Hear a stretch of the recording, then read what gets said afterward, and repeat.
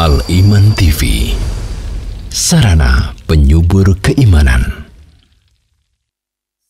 Assalamualaikum warahmatullahi wabarakatuh. Innal hamdalillah nahmaduhu wa nasta'inuhu wa nastaghfiruh wa na'udzu billahi min shururi anfusina wa min sayyiati a'malina. May yahdihillahu fala mudilla lahu wa may yudlil fala hadiya lahu.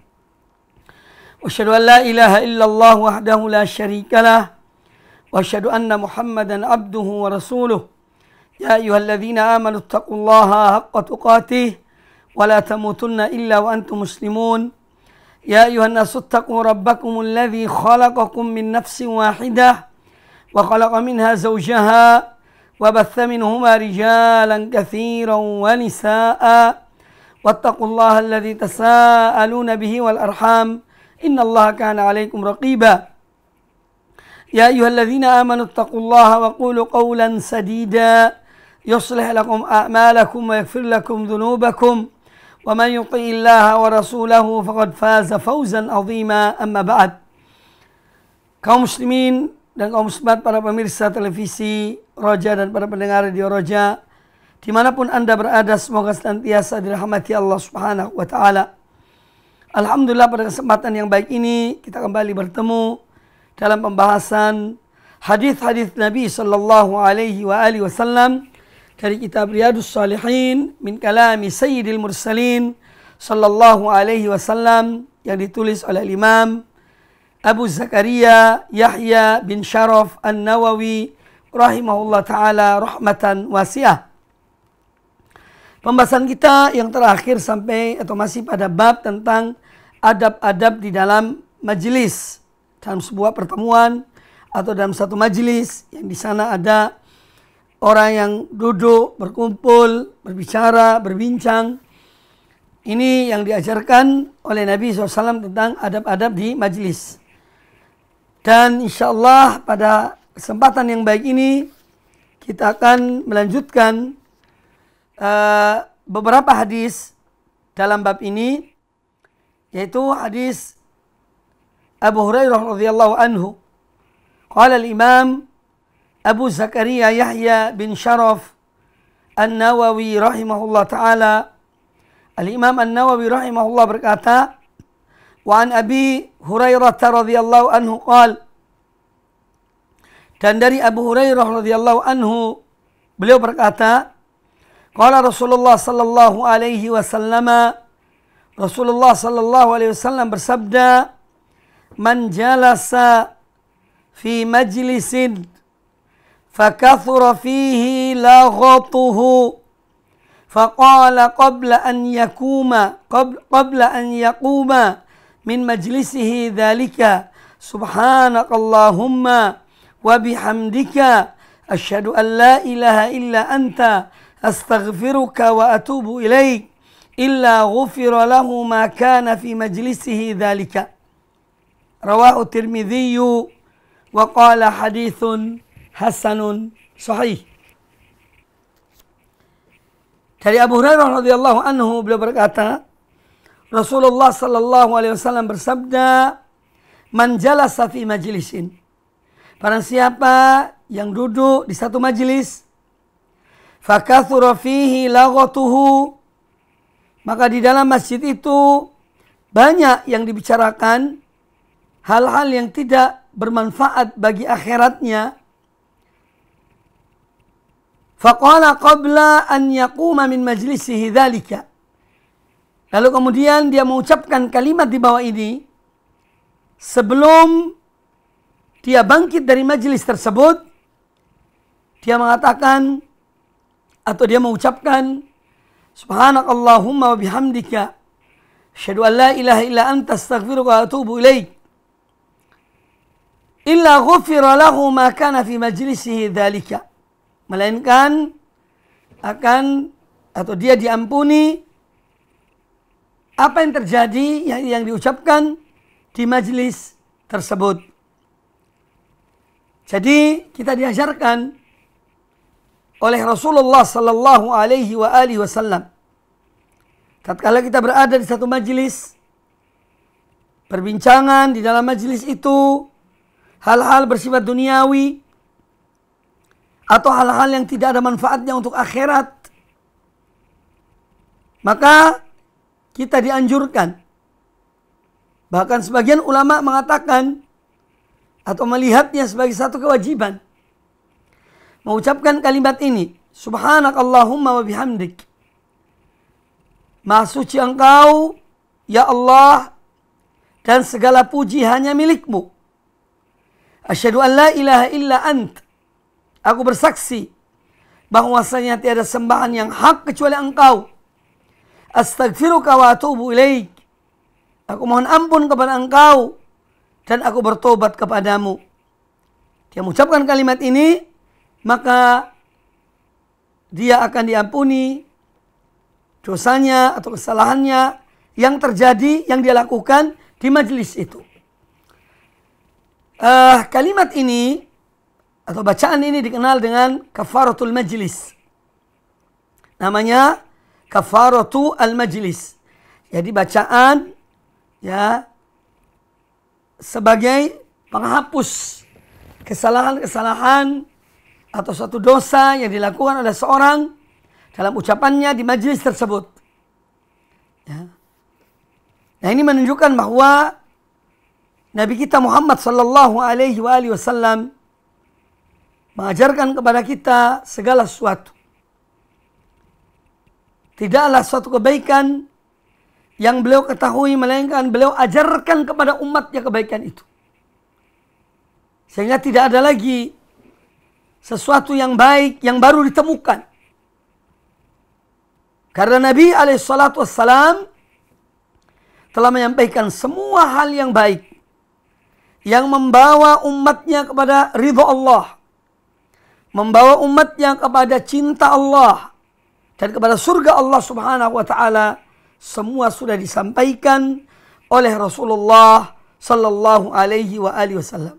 Demikian sebaliknya, tidak ada satu keburukan yang dapat menjerumuskan seorang hamba kepada azab Allah, kepada neraka, melainkan semua sudah diingatkan oleh Rasulullah sallallahu alaihi wasallam.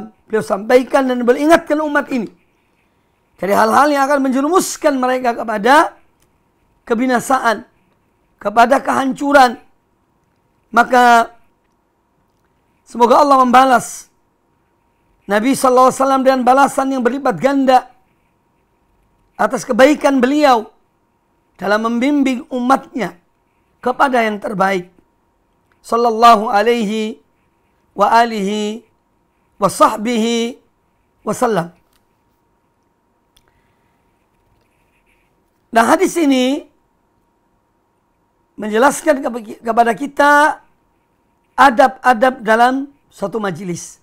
Yang disebutkan di sini adalah yang pertama, hendaklah dalam suatu majelis itu yang diucapkan, yang dibicarakan hal-hal yang penting, hal-hal yang bersifat peringatan atau berita gembira atau yang lainnya yang bermanfaat bagi seorang hamba.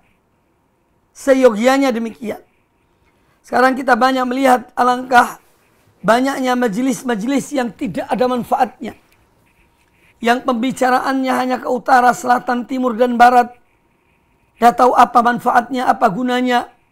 Duduk berjam-jam ya, sambil membicarakan hal-hal yang tidak ada manfaatnya. Ini adalah sebuah kerugian. Ya, sebuah kerugian. Nah, oleh karena itu, di antara adab dalam majelis adalah dengan kita membicarakan hal-hal yang bermanfaat bagi kita di dunia maupun di akhirat. Makna dari kalimat laghatun fakathura fihi laghatuhu, banyak dia ucapkan di majelis itu laghat.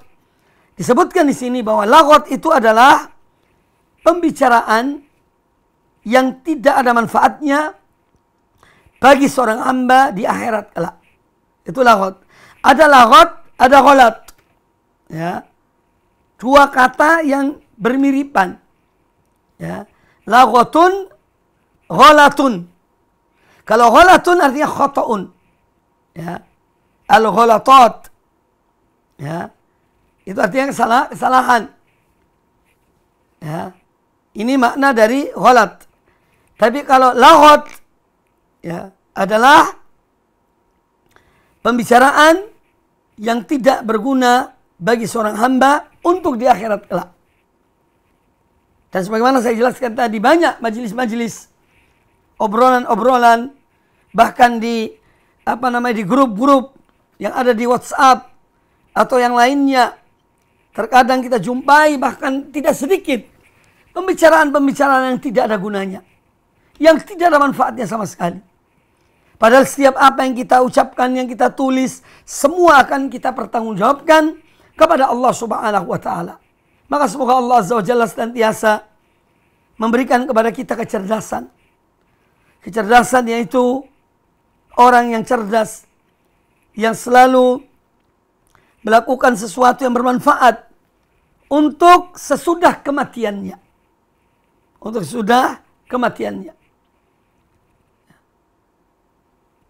Kaum muslimin dan kaum muslimat para pemirsa rahimani wa rahimakumullah. Di dalam bacaan ini ada 3 poin penting. Yang pertama, subhanakallahumma wa bihamdika. Maha suci Engkau ya Allah, dan segala puji bagimu. Ini adalah pensucian Allah Ta'ala dari semua sifat-sifat yang tidak sepatutnya dinisbahkan kepada Allah Ta'ala. Makanya kita mensucikan Allah. Subhanakallah. Subhanaka.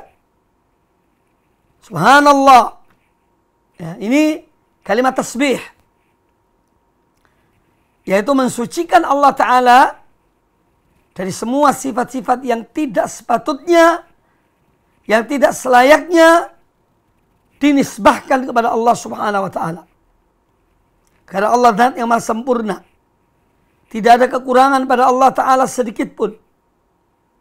Dia zat yang maha sempurna. Maha suci Allah dari semua tuduhan, dari semua ucapan, dari semua apa yang dinisbahkan kepada Allah Ta'ala yang tidak sepatutnya bagi Allah Subhanahu wa Ta'ala. Allah maha suci dari itu semuanya. Kemudian wa bihamdika, dan segala puji hanya milikmu ya Allah, atau untukmu ya Allah. Ini adalah kalimat untuk menetapkan kesempurnaan bagi Allah Ta'ala. Makanya hanya Dia yang patut dipuji. Hanya Dia yang patut disanjung. Hanya Dia yang patut untuk dinisbahkan semua sifat-sifat yang baik. Oleh karena itu, ketika kita membaca surah Al-Fatihah, setelah membaca Bismillahirrahmanirrahim, ayat yang berikutnya adalah Alhamdulillahirabbil alamin. Segala puji hanya milik Allah Rabbul Alamin. Alhamdulillah, lam di situ kata sebagian ulama adalah litakhsis. Alhamdulillah, lam di situ adalah untuk takhsis, pengkhususan. Segala pujian itu hanya milik Allah Subhanahu wa Ta'ala. Dia adalah Rabbul Alamin. Ya, yang menguasai, yang menciptakan, yang mengatur, ya, yang menguasai seluruh alam semesta ini. Maka Dia yang patut untuk dipuji, yang patut untuk disanjung. Jalla Jalaluhu, Zat yang maha besar, Zat yang maha agung, yang suci dari semua sifat-sifat kekurangan.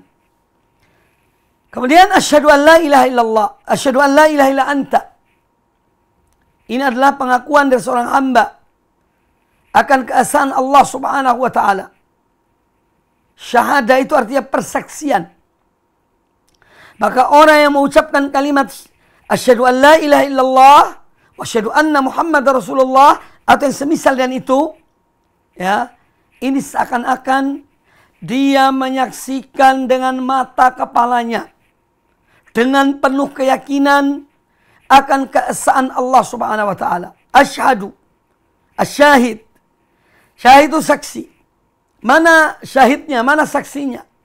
Dalam banyak hal kita memerlukan saksi. Ya, dalam pernikahan ada saksinya. Dalam jual beli ada saksinya.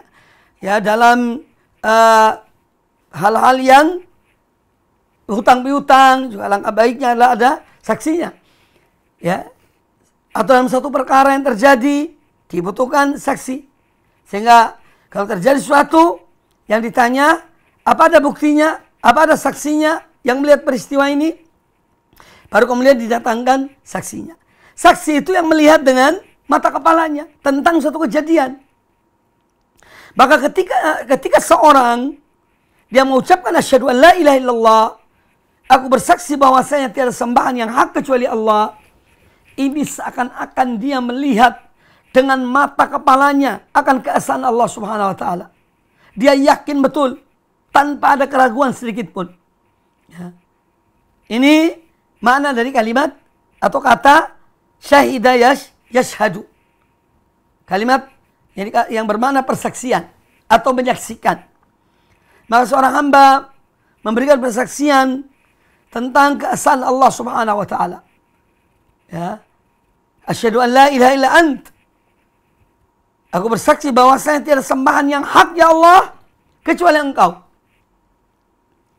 Artinya semua sembahan yang disembah selain Allah adalah batil. Siapapun dia dan apapun dia. Semua yang disembah selain Allah Subhanahu wa taala, siapapun dia dan apapun benda itu yang disembah, maka itu adalah batil. Tidak boleh dilakukan. Itulah perbuatan yang batil.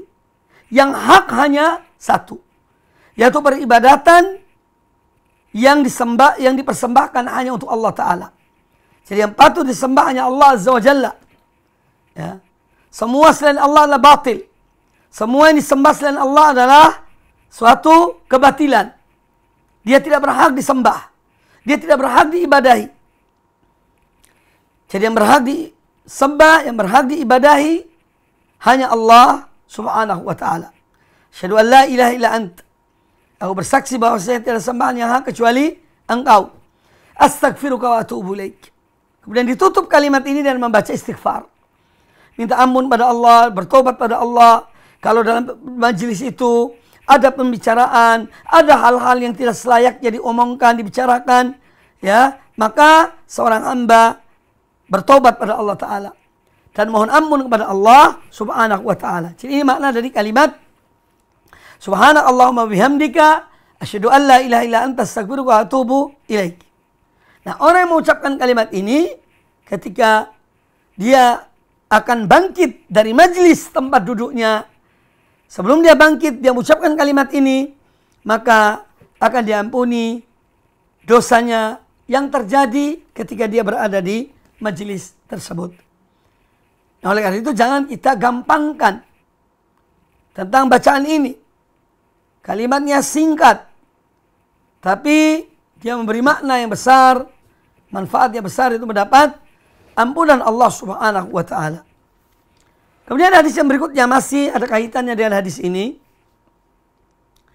Qala al-Imam An-Nawawi rahimahullah taala, wa an Abi Barzah radhiyallahu anhu qala, dari Abu Barzah radhiyallahu anhu beliau berkata, kana Rasulullah sallallahu alaihi wasallam yaqul bi akharatin idza arada an yaquma minal majlisi subhanakallahumma wa bihamdika asyhadu an la ilaha illa anta astaghfiruka wa atubu ilaik.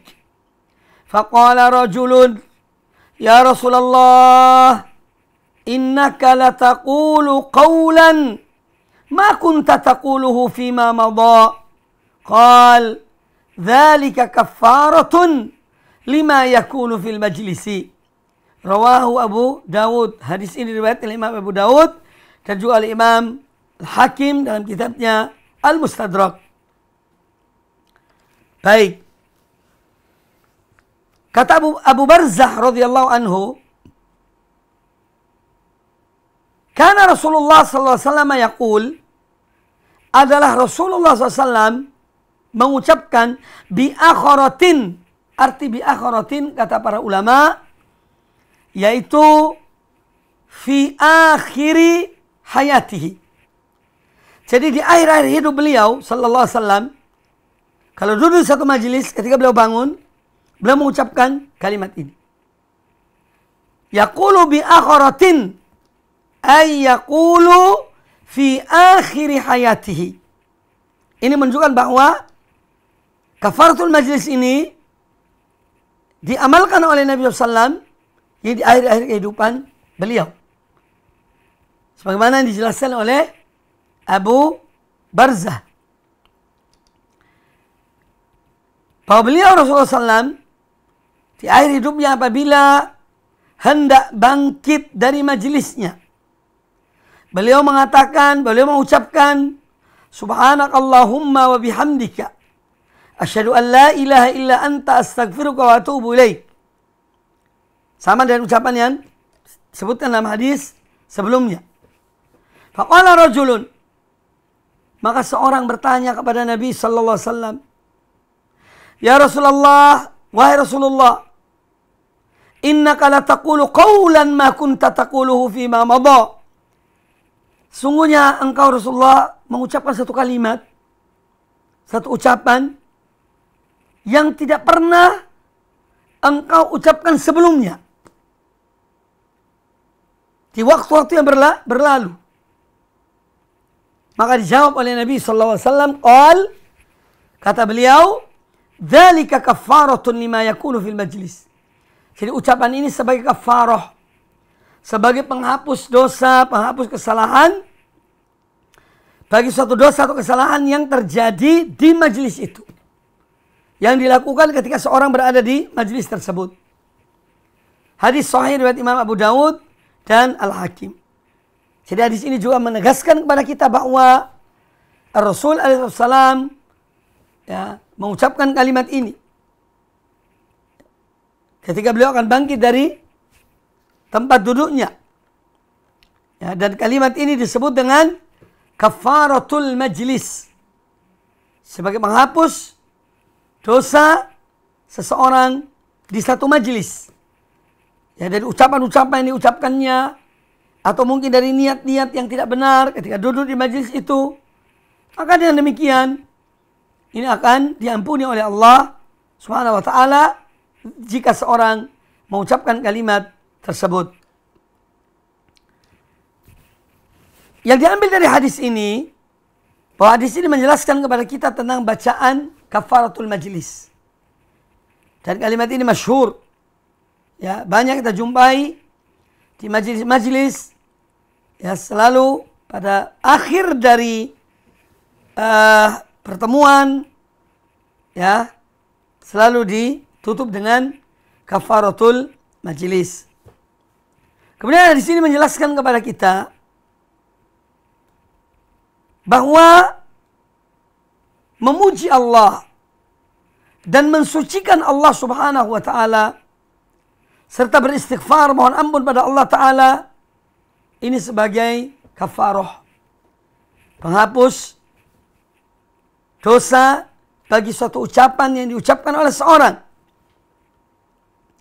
Dan ketika Nabi SAW menyampaikan hadis ini di akhir kehidupan beliau, beliau amalkan bacaan ini sebelum meninggalkan majelis. Ini menunjukkan bahwa syariat Allah Subhanahu wa ta'ala adalah syariat yang diturunkan Allah Ta'ala dengan tadarruj, yaitu bertahap. Ya, dan bertahap. Pertama yang diajarkan yang paling pokok, yaitu apa? 2 kalimat syahadat, akidah. Kemudian ibadah, salat 5 waktu. Ya, salat 5 waktu. Kemudian berkaitan dengan zakat, menjaga hubungan dengan sama manusia, memberikan hak Allah Ta'ala kepada mereka yang berhak menerima hak tersebut, yaitu 8 golongan yang disebutkan dalam Al-Quranul Karim. Ya, mereka yang menerima zakat. Ini mengatur muamalah untuk menjaga hubungan yang baik antara kaum muslimin, antara golongan yang kaya dan golongan yang miskin, fuqara, supaya tidak terjadi kecemburuan sosial, tidak terjadi gesekan-gesekan dalam komunitas kaum muslimin. Maka Allah perintahkan mewajibkan zakat yang diambil dari para orang kaya yang memiliki harta telah mencapai nisab, kemudian diberikan kepada mereka yang berhak ya akan harta tersebut. Ini semua diatur dalam kitab-kitab fikih. Kemudian puasa, ya, puasa dengan tadarruj juga. Artinya untuk membersihkan jiwa. Pada awalnya puasa yang dilakukan oleh Nabi SAW itu puasa Asyura. Tapi kemudian Allah wajibkan puasa Ramadan sebagai salah satu dari rukun Islam. Jadi Islam diajarkan oleh Nabi SAW secara bertahap. Ada tahapannya. Tidak ada serta-merta. Demikian pula ilmu. Ada tahapannya. Ya. Terkadang ada orang bacaan Qur'annya masih belum benar. Sudah ingin menjadi ahli hadis. Ya. Ingin menjadi ahli fikih. Padahal bacaan Al-Fatihahnya belum benar. Nah, inilah sikap ketergesa-gesaan. Menuntut ilmu dari bawah, meningkat sampai kepada yang atas. Itulah ilmu.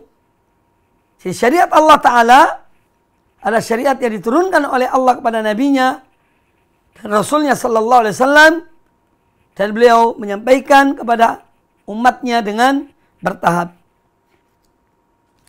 Kemudian hadis ini juga menjelaskan kepada kita tentang Islam yang mengajarkan adab-adab di dalam majelis. Dan dimanapun ada adabnya. Ya, karena Islam adalah agama yang beradab. Agama yang mengajarkan akhlak yang mulia. Ya, mengajarkan adab yang mulia. Ya, ini adalah Islam. Maka seyogyanya kita mempelajari tentang adab-adab Islam. Ya, Islam ini menjadi indah dengan akhlaknya. Tidak sekedar akidah dan manhaj. Tidak sekedar ibadahnya. Tapi lebih dari itu adalah dia akan semakin indah, semakin bagus, ya, apabila akhlak yang diajarkan oleh Islam diterapkan, dijalankan, dipraktekkan dalam kehidupan ini. Makanya ilmu adalah amal. Ilmu itu amal. Kita diperintahkan untuk belajar, untuk menuntut ilmu, agar diamalkan ilmu itu. Agar diamalkan ilmu yang kita pelajari. Ya. Maka dari itu, marilah kita berupaya untuk mengamalkan ilmu yang kita miliki. Mengamalkan ilmu yang kita miliki. Kemudian, hadis yang berikutnya. Qala al-Imam An-Nawawi rahimahullah ta'ala. Wa an Ibnu Umar radhiyallahu anhuma qala, dari Abdullah bin Umar radhiyallahu anhuma, beliau berkata, qallama kana Rasulullah sallallahu alaihi wasallam yaqumu min majlisin hatta yad'u biha ula'i da'wat. Artinya bahwa Rasulullah SAW dahulu hampir jarang sekali beliau bangkit dari majelisnya, ya, sehingga beliau mengucapkan doa di bawah ini. Jadi ini di antara doa yang diucapkan, ya, sebelum seorang bangkit dari majelisnya. Doanya panjang. Ya. Salah satu dari doa yang kita dianjurkan membacanya, mengucapkannya sebelum kita bangkit dari majelis. Jadi beliau SAW ya sering melakukan, mengamalkan doa ini. Ya, jarang beliau tidak amalkan. ketika di majlis beliau, yaitu Allahumma qsim lana min khasyatika ma tahulu bihi bainana wa baina ma'asik. Allahumma ya Allah, iqsim lana min khasyatika. yakni Allah berikanlah, bagikanlah kepada kami, berikanlah kepada kami rasa takut kepada Engkau ya Allah. Ma tahulu bihi bainana wa baina ma'asik. Yang mana dengan rasa takut yang Kau berikan pada kami, ini akan menghalangi kami dari bermaksiat kepada Engkau ya Allah. Karena di antara pencegah-pencegah kemaksiatan adalah apa? Rasa takut dalam diri seorang. Ya. Makanya seorang hamba minta pada Allah Ta'ala agar Allah berikan kepadanya bagian dari rasa takut dalam dirinya kepada Allah Ta'ala. Yang dengan rasa takut ini menghalangi seorang dari bermaksiat kepada Allah Ta'ala. Wa min ta'atika ma tuballighuna bihi jannatak. Dan berikanlah kami ya Allah bagian dari ketaatanmu, yakni ketaatan kepadamu, yang mana dengan ketaatan itu menyampaikan kami kepada surgamu. Karena surga Allah ciptakan untuk orang-orang yang muttaqin, orang-orang bertakwa, orang-orang mukminin. Ya. Inna lil muttaqina mafazan. Sungguhnya orang-orang bertakwa memiliki yakni kemenangan, ganjaran, pahala, balasan yang besar di sisi Allah Ta'ala. Innal muttaqina fi dhilalin wa uyun. Sungguhnya orang-orang bertakwa itu berada di naungan-naungan pohon-pohon surga. Dan mereka berada di sekeliling mata air surga.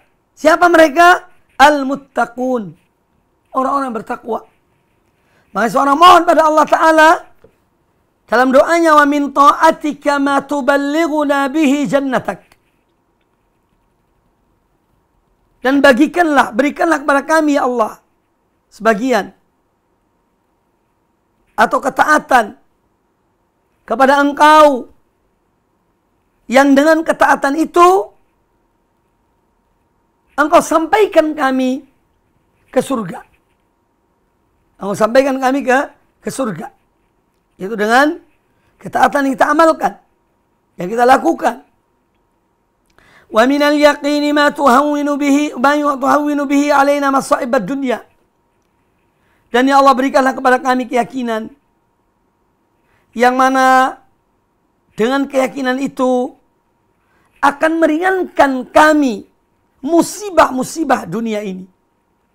Hidup ini ujian, penuh dengan musibah. Maka seorang hamba mohon pada Allah Ta'ala agar Allah berikan kepadanya keyakinan yang kuat, sehingga musibah itu menjadi ringan baginya. Allahumma matti'na bi asma'ina wa absarina wa quwwatina ma ahyaitana. Ya Allah berikanlah kami nikmat, yakni untuk manfaatkan apa yang Kau berikan pada kami, berupa pendengaran kami, penglihatan kami, kekuatan yang kami miliki, supaya benar-benar dimanfaatkan untuk hal yang baik selama kami hidup. Waj'al waritha minna, dan jadikanlah dari apa yang kami lakukan sebagai amal yang atau warisan ya, yang mengalir pahalanya bagi kami. Waj'al tha'rona ala man dhalamana, dan jadikanlah balasan kami kepada orang-orang yang mendolimi kami. Wansurna ala man adana, dan tolonglah kami, menangkanlah kami atas setiap orang yang memusuhi kami. Wala taj'al musibatana fi dinina. Ya Allah, janganlah Engkau jadikan musibah kami itu menimpa agama kami. Wala taj'alid dunya akbaru hammina, dan janganlah Engkau jadikan dunia ini sebagai ambisi terbesar kami. Wala mablagha ilmina, dan janganlah Engkau jadikan dunia ini sebagai puncak keilmuan kami. Wala tusallit alaina man la yarhamuna, dan janganlah Engkau kuasakan kami, janganlah Engkau kuasakan atas kami orang yang tidak mengasihi kami. Hadis riwayat Imam Tirmidzi, dan beliau mengatakan hadis hasan, hadithun hasanun. Baik kaum muslimin, kaum muslimat, para pemirsa rahimakumullah, doa ini adalah salah satu doa yang agung.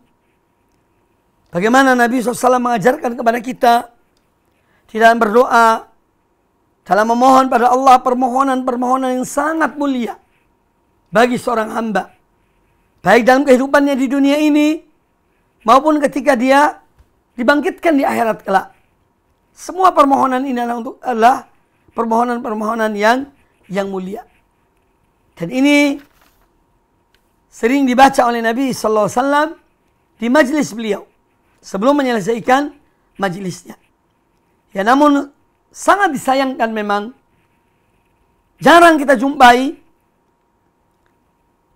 orang yang di majlisnya setelah selesai majlisnya membaca doa ini. Ya, alangkah baiknya jika kita pun ikut menghidupkan di antara sunnah-sunnah Nabi Sallallahu Alaihi Wasallam di majlis-majlis beliau. Ya, jadi beliau jarang meninggalkan doa ini, doa yang sangat agung ini. Nah, dalam hadis doa ini mengandung banyak sekali pelajaran yang bisa kita ambil.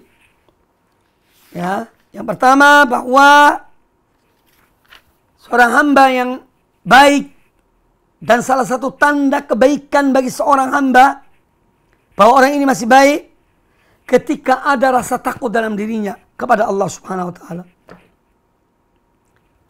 Makanya ada sebagian ulama mengatakan, jika Anda ingin mengetahui bahwa hati Anda itu baik, coba diperiksa hatinya.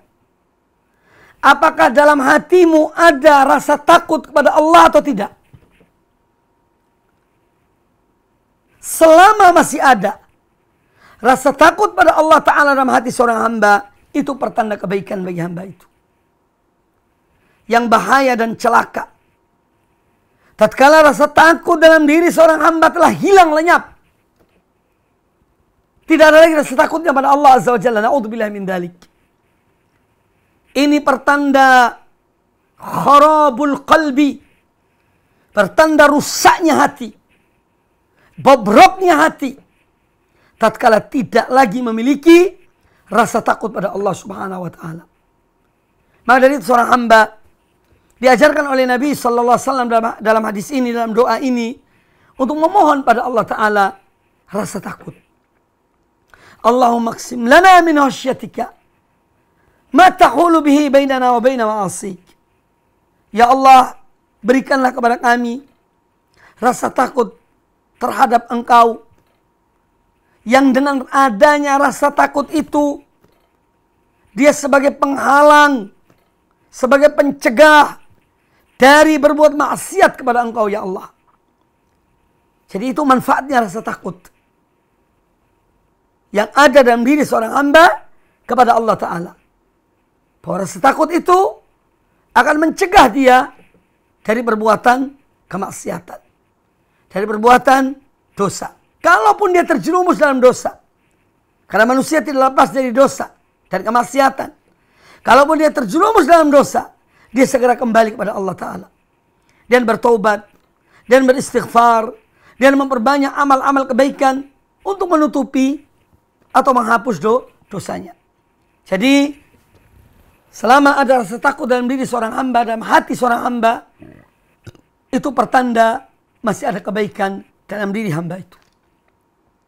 Namun tatkala rasa takut itu telah lenyap dari diri seorang hamba, dari hati seorang hamba, ini adalah pertanda, na'udzubillah min dzalik, alamat celaka. Alamat celaka. Ya, wal iyadu billah. Ya, kita mohon perlindungan pada Allah dari itu semuanya. Kemudian pentingnya melakukan ketaatan-ketaatan pada Allah Ta'ala. Karena ketaatan pada Allah, kita beribadah kepada Allah, melaksanakan perintah-perintah Allah, menjauhi larangan-larangan Allah, ini adalah sebagai sebab seorang dimasukkan ke dalam surga Allah Subhanahu wa taala. Ya. Wa min ta'atika ma tuballighuna bihi jannatak. Dan berikanlah kami ketaatan kepada Engkau ya Allah yang dengan ketaatan itu menyampaikan kami ke surgamu. Ya. Karena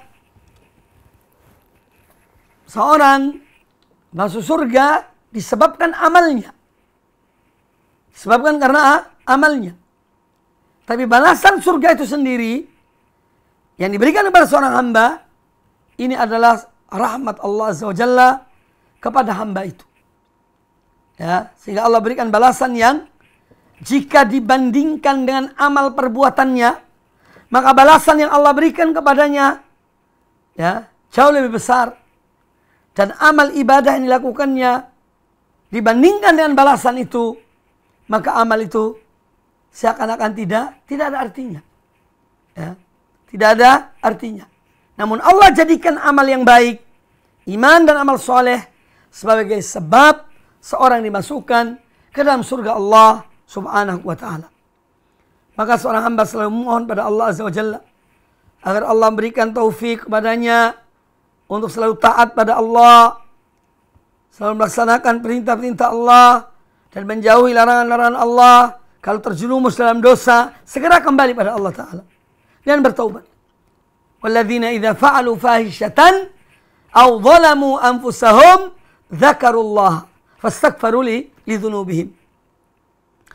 Di antara tanda-tanda orang bertakwa itu, idza fa'alu fahishatan, kalau mereka melakukan perbuatan keji, aw zalamu anfusahum, atau mereka menzalimi diri-diri mereka, dzakarullah, mereka segera mengingat Allah, mengingat akan azab Allah, ancaman Allah, ya. Sehingga apa? Mereka segera kembali pada Allah Ta'ala. Fastaghfaru li dzunubihim, mereka segera mohon ampun kepada Allah akan dosa-dosa yang mereka lakukan. Wa man yaghfiru dzunuba illallah, dan tidak ada yang mengampuni dosa kecuali Allah. Oleh itu kaum muslimin rahimani wa rahimakumullah, jadi bukan berarti seorang bertakwa itu dia bersih dari dosa sama sekali. Tidak.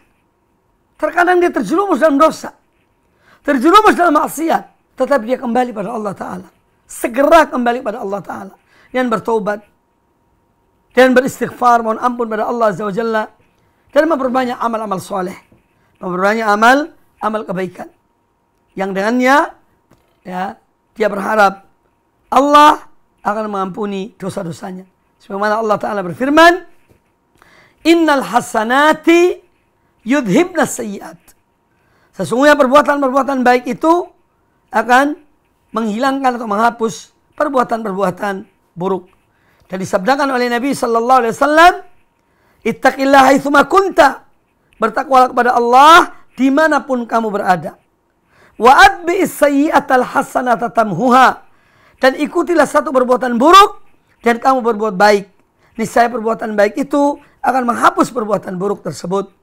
Wa khaliqin nasa bi khuluqin hasanin, dan gaulilah manusia dan akhlak yang baik. Ya. Jadi hadis riwayat Imam Tirmidzi ini ada 3 kalimat yang disebutkan oleh Nabi SAW, mencakup hak Allah, hak diri kita, dan hak sesama kaum muslimin atau sesama manusia.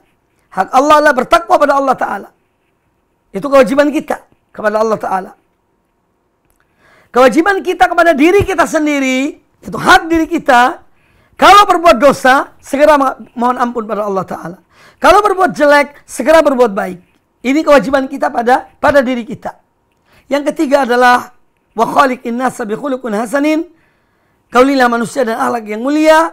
Ini haknya manusia kepada kita. Ini kewajiban kita kepada mereka. Apa kewajiban kita? Berakhlak yang mulia. Apalagi orang-orang yang pernah berjasa kepada kita, orang-orang yang pernah berbuat baik kepada kita, jangan kita lupakan. Ya, jangan kita lupakan.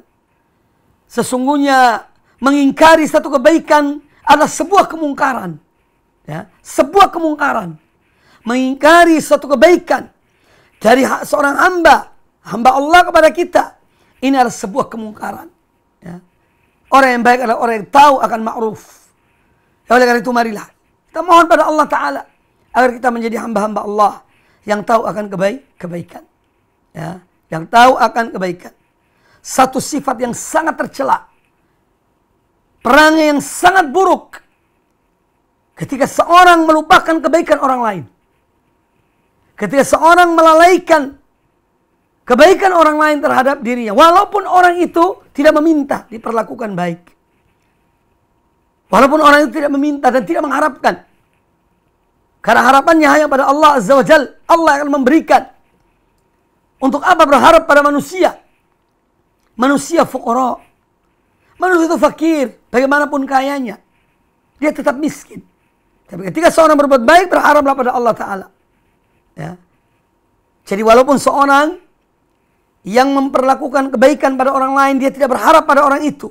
Tapi kewajiban kepada orang yang diperlakukan dengan baik untuk tidak melupakan kebaikan orang lain. Ini Islam yang diajarkan oleh Muhammad bin Abdullah sallallahu alaihi wasallam. Ini manhaj dan ini akidah, ya, yaitu berbuat baik, mengakui kebaikan orang yang berbuat baik. Kaum muslimin rahimani wa rahimakumullah, para pemirsa TV Roja dan para pendengar Radio Roja dimanapun Anda berada. Kemudian seorang mohon pada Allah Ta'ala yang ketiga, wa minal yaqini ma tuhawwinu bihi alaina masaibad dunya. Ya Allah, berikanlah kepada kami keyakinan. Seseorang hamba minta kepada Allah, mohon kepada Allah agar Allah memberikan keyakinan dalam dirinya. Yang mana dan keyakinan kepada Allah, keyakinan akan balasan Allah, keyakinan bahwa semua akan berlalu, ini akan meringankan musibah yang menimpa seseorang. Ya. Jadi seorang hamba mohon pada Allah Ta'ala keyakinan, yang dan keyakinan ini akan meringankan musibah yang menimpa dirinya. Jadi kita mohon pada Allah Ta'ala keyakinan. Keyakinan akan balasan Allah. Keyakinan akan pahala yang Allah siapkan untuk orang-orang yang sabar. Ketika dia diuji oleh Allah Ta'ala dengan satu musibah, dan satu ujian, yakinlah pada Allah. Allah akan memberikan kebaikan sesudah musibah itu. Ya. Maka jangan banyak mengeluh pada manusia. Jangan banyak meminta pada manusia. Jangan banyak merengek pada manusia. Ya. Subhanallah. Mintalah pada Allah zat yang maha kaya. Mohonlah kepada Allah zat yang memiliki perbendaharaan langit dan bumi. Semua ini milik Allah. Maka mintalah pada Allah. Bergantunglah pada Allah Ta'ala. Jangan sekali-kali mohon pada selain Allah. Jangan sekali-kali berharap kepada selain Allah Subhanahu wa Ta'ala. Nah, jadi seorang kalau dia terkena musibah, lalu kemudian dia yakin pada Allah Ta'ala, bahwa Allah akan membalas dan suatu kebaikan, Allah akan mengampuni dosanya, ini adalah pelajaran baginya, dia akan mengambil hikmah dari musibah itu, maka keyakinan tersebut akan meringankan musibah tersebut. Keyakinan itu akan memberikan keringanan pada, atau meringankan beratnya beban musibah yang menimpa dirinya, karena dia yakin pada Allah Subhanahu wa Ta'ala. Maka dari itu kaum muslimin dan kaum muslimat rahimakumullah, apabila kita diuji oleh Allah Ta'ala dengan satu ujian, ya, kembali pada Allah Ta'ala. Yakinlah pada Allah Ta'ala dan ujian tersebut, bahwa dibalik itu penuh dengan hikmah. Ya. Musibah itu ibarat gelap gulita, tapi di balik gelap gulita itu ada yang cahaya, yang terang benderang, yaitu apa yang dijanjikan oleh Allah Ta'ala bagi orang-orang yang bersabar, orang-orang yang tabah, orang-orang yang introspeksi diri mereka, ya, dan musibah yang menimpa diri mereka, Allah Ta'ala akan membalasnya. Ya, jadi sekali lagi, ya, bergantunglah kepada Allah Ta'ala. Jangan banyak, ya, berharap kepada manusia. Ya. Kita ini memiliki Allah. Ada orang berbuat jelek pada kita, ada Allah Rabbul Alamin yang maha mengetahui. Ada orang berbuat baik pada kita, kita balas dengan kebaikan. Selebihnya kita berharap pada Allah, Allah memberikan kepadanya jauh lebih besar daripada apa yang bisa kita lakukan untuk orang yang berbuat baik tersebut. Maka orang mukmin, keyakinannya kepada Allah Ta'ala menjadikan dia itu hidup tenang. Ya. apapun yang menimpa dirinya, yakinlah pada Allah Ta'ala. Ini yang terpenting kita tanamkan dalam diri kita. Kita melihat gejala, melihat macam-macam yang kita lihat di muka bumi ini dari berbagai macam fitnah dan yang lainnya. Ya. Kalau kita kembalikan pada Allah Ta'ala akan kebesarannya, keagungannya, bahwa dia zat yang maha kuasa, zat yang maha perkasa, zat yang maha memberi, zat yang maha membalas dan seterusnya, maka kita akan tenang. Karena Allah membalas setiap perbuatan yang buruk kepada mereka yang berhak dibalas oleh Allah Subhanahu wa ta'ala. Jadi wa minal yaqin ma tuhawwinu bihi alaina masa'ibad dunya. Kemudian seorang hamba mohon pada Allah Ta'ala agar Allah memberikan kenikmatan, ya, agar Allah memberikan kepadanya yaitu dari nikmat-nikmat yang Allah beri, seperti pendengaran, penglihatan, kekuatan. Semoga itu semua menjadi bermanfaat bagi seorang hamba. Dan dia manfaatkan itu semuanya, nikmat-nikmat itu, untuk amal-amal kebaikan. Dan akan mewarisi ganjaran besar di sisi Allah Ta'ala. Ya. Allahumma matti'na bi asma'ina wa absarina wa quwwatina ma ahyaitana. Seorang mohon pada Allah Ta'ala agar dia dapat memanfaatkan semua nikmat yang Allah berikan pada dirinya, berupa penglihatan, pendengaran, ya, hati, ya, dimanfaatkan dengan sebaik-baiknya. Nikmat-nikmat ini agar dimanfaatkan dengan sebaik-baiknya untuk beribadah pada Allah Ta'ala. Sehingga akan mendapatkan balasan dari Allah Subhanahu wa ta'ala yang besar. Kemudian lanjutan dari doa ini, waj'al tha'rana ala man dhalamana. Ya Allah, berikanlah balasan kami terhadap orang yang mendolimi kami. Jadi seorang menyerahkan kepada Allah Ta'ala. Ada orang berbuat zalim kepada kita, atau seorang diperlakukan zalim oleh orang lain, maka hendaknya dia serahkan pada Allah Ta'ala. Ya, biar Allah yang balas. Kalau manusia yang balas, apa sih balasannya? Paling hanya ucapan, paling hanya perbuatan sedikit bisa dibalas. Ya. Tapi kalau diserahkan pada Allah yang membalas, lain ceritanya. Ya. Allah dan kebesarannya dan keagungannya dan kekuasaannya, Allah mampu membalas orang yang menzalimi kita jauh lebih besar daripada yang kita ingin membalas orang tersebut dari kezaliman yang dia perlakukan kepada kita.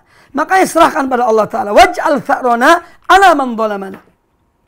Ya, berikan balasan kami terhadap orang-orang yang menzalimi kami. Serahkan pada Allah Azza wa Jalla.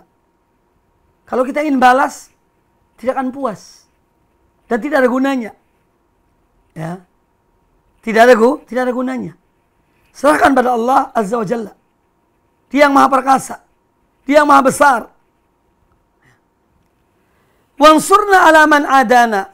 Dan tolonglah kami ya Allah ala man adana, atas orang-orang yang memusuhi kami.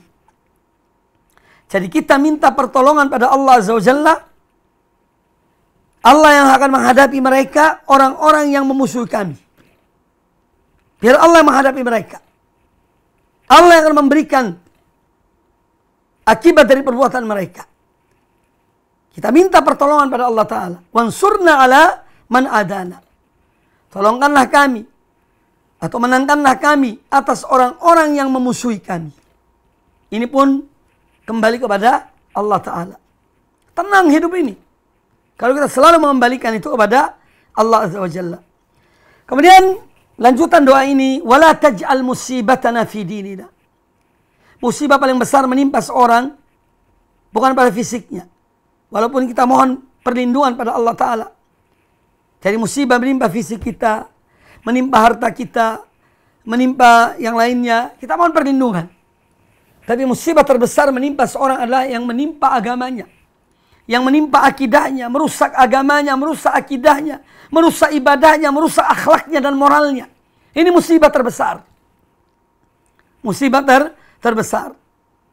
Makanya Nabi SAW berdoa pada Allah Ta'ala supaya Allah tidak menjadikan musibah yang menimpa beliau dan menimpa kita, yaitu pada agama kita. Na'udzubillah. Kalau musibah itu menimpa agama kita, ini adalah kehancuran segala-galanya, kebinasaan segala-galanya, dunia dan akhirat. Wala taj'al musibatana fi dinina. Dan janganlah kau jadikan musibah itu pada agama kami. Agama ini kalau kena musibah, na'udzubillah. Agama seorang hamba kalau terkena musibah, celaka. Tapi kalau yang lainnya, dia masih bisa bertahan. Berkurang hartanya, anaknya, keluarganya, ya, itu masih bisa bertahan.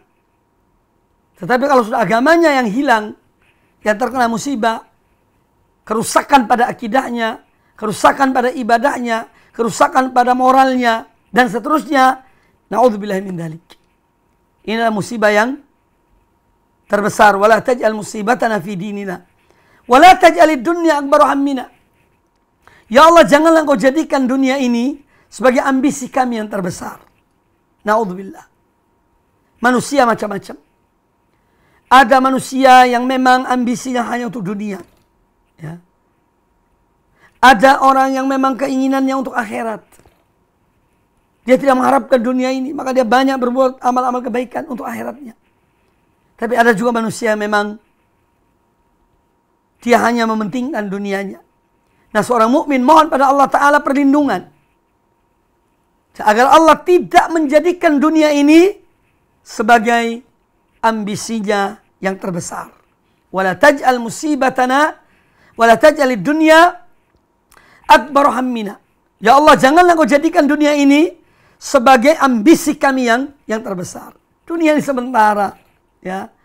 Tidak lama.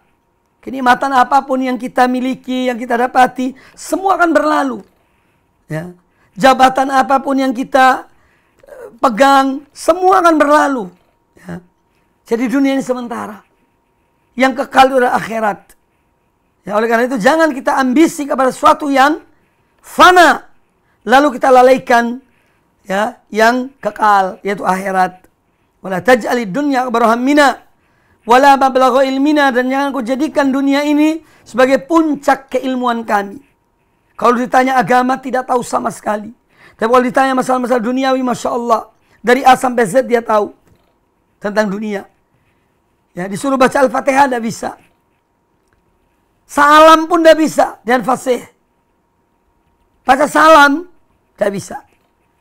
Al-Fatihah tidak bisa. Ya, tapi kalau ditanya masalah dunia, Masya Allah, dari A sampai Z dia jawab. Na'udzubillah. Makanya seorang mukmin minta pada Allah Ta'ala perlindungan. Wala mablagha ilmina. Ya Allah, janganlah kau jadikan dunia ini sebagai puncak keilmuan kami. Ya. Jadi hanya tahu dunia saja.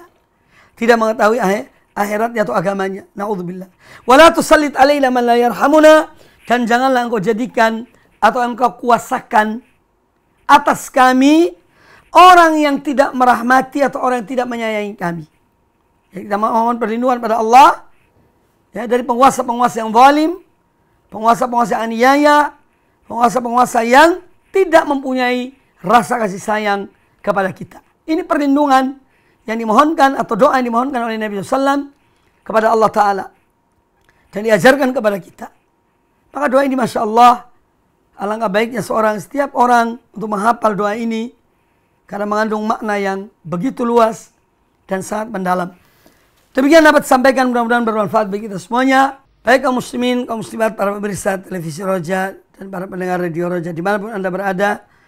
Alhamdulillah pada kesempatan yang baik ini kita telah membahas sejumlah hadis-hadis Nabi SAW dari kitab Riyadhus Shalihin.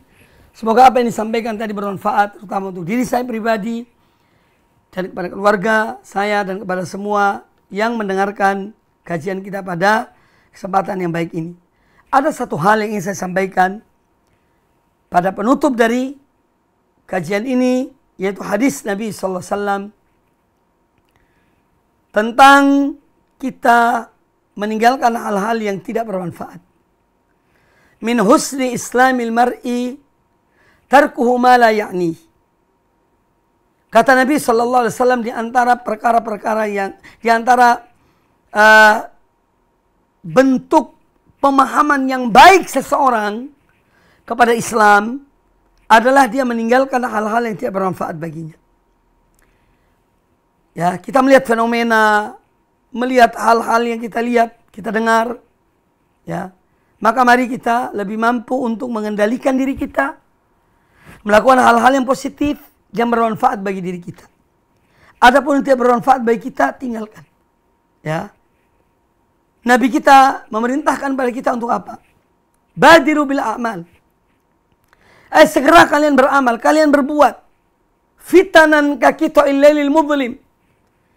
Akan datang fitnah-fitnah bertubi-tubi ibarat potongan-potongan malam yang gelap gulita. Yang mana tatkala fitnah-fitnah itu datang, yusbihur rajulu mu'minan wa yumsi kafiran. Seorang di pagi hari dia itu beriman, ternyata di sore hari dia telah kufur. Au yumsi mu'minan wa yusbihu kafiran, atau di sore hari dia beriman, ternyata di pagi hari dia telah kufur. Ya. Maka hati-hati. Zaman yang banyak fitnah ini, manfaatkan waktu kita untuk hal-hal yang positif, yang bermanfaat bagi diri kita, agama kita, keluarga kita, dunia kita, dan akhirat kita. Sehingga waktu kita tidak terbuang sia-sia. Mengikuti ini, mengikuti itu, mengikuti berita A, berita C, sampai Z, semua diikuti. Tidak ada gunanya. Hanya menghabiskan umur. Yang mana umur sangat berarti bagi seorang mukmin dalam hidupnya. Sebagaimana Allah Ta'ala berfirman, wal asri demi masa, innal insana lafi khusrin, sungguhnya manusia berada dalam kerugian. Illa alladzina amanu wa amilus salihat wa tawassaw bil haqqi wa tawassaw bis sabr. Yang tidak merugi itu hanya orang yang beriman, beramal soleh, saling nasihat-menasihati, wasiat-mewasiati dalam kebenaran, dan wasiat-mewasiati dalam kesabaran. Oleh karena itu, pandai-pandailah kita memanfaatkan waktu dan umur kita, apalagi di zaman yang banyak fitnahnya, banyak godaan-godaan untuk kita mengikuti berita A, berita C, berita D, dan seterusnya. Ya, yang mana itu semuanya tidak manfaat bagi kita. Kita boleh mengikuti yang bermanfaat bagi kita, yang akan menambah iman kita, menambah ibadah kita, menambah ketakwaan kita. Silakan ikuti. Tapi selain itu, tinggalkan. Aqulu qouli hadza wa jazakumullahu khairan. Subhanakallahumma bihamdika, asyhadu an la ilaha illa anta, astaghfiruka wa atubu ilaik. Wa sallallahu wasallam wa barak ala nabiyyina wa ala alihi washabihi ajma'in. Assalamualaikum warahmatullahi wabarakatuh.